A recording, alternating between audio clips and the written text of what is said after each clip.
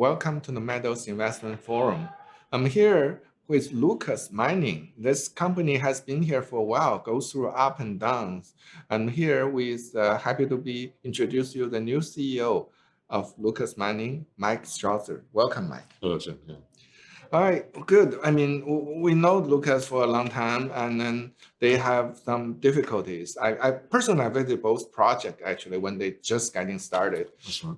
But the problem was when they running up the gold mine, Tahuehueto, they running into issue, and then the lacking of funding, and the company has heavy debt. So that's actually bring down the company. Went through a very painful reverse split. But actually for the new shareholder, this is a very good opportunity to hear from the good new CEO, Mike, and see how can he deliver. Yeah, thanks, Chen. Look, that's right. You know, the company's had a challenging recent history, but it's the way I've described it to people now is this is the turnaround year. You know, this year is when we turn this around and make it into a proper bona fide mining company, you know, make it a profitable mining company.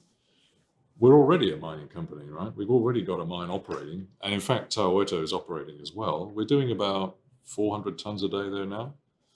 And with the current gold price at about 400 or 450 tons a day, we're actually operating break even. Oh, so okay. From a cash flow point of view, that's a good position to be in.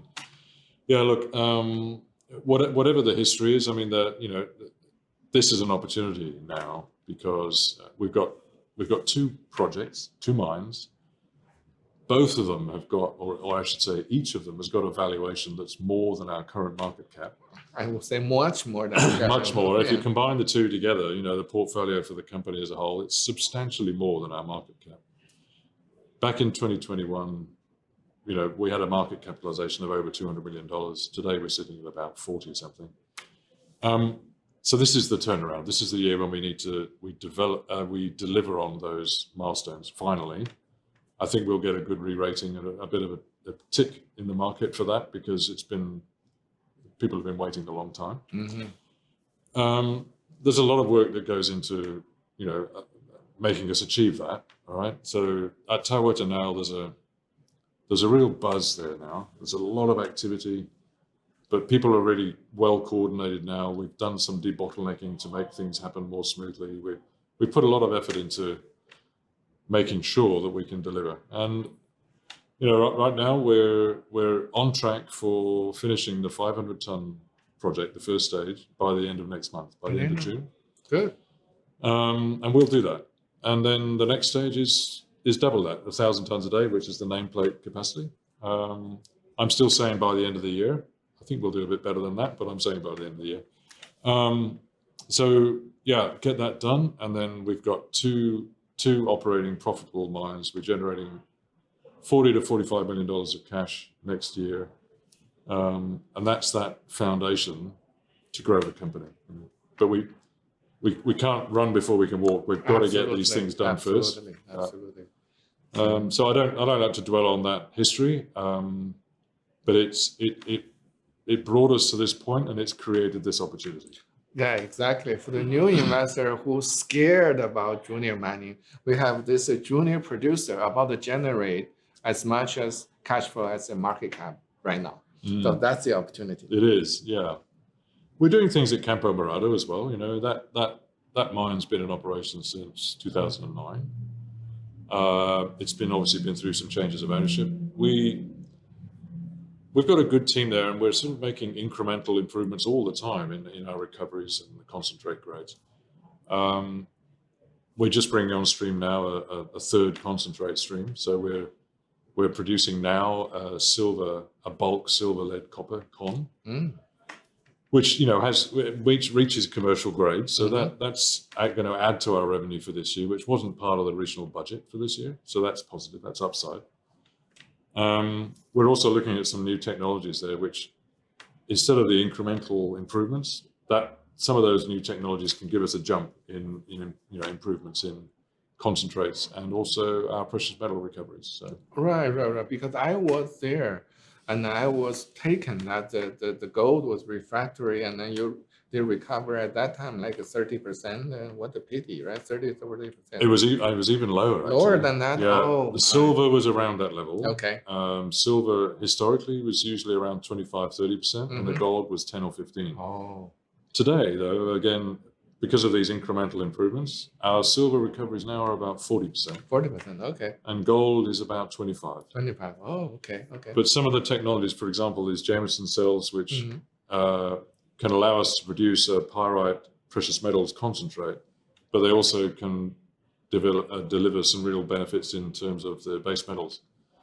To give you an example, the test work we did with the Jameson cells showed us that we could improve the copper recoveries from about 50% what it is today up to 80%. Oh, that's a big step. Which is a huge step. Yeah. You know? And the copper concentrate grade as well was improved. We're currently operating the range of about 16 to 20% copper concentrate grade, and we can get to about 25. Well, that will so those are huge gains. Right? Huge gain, yeah.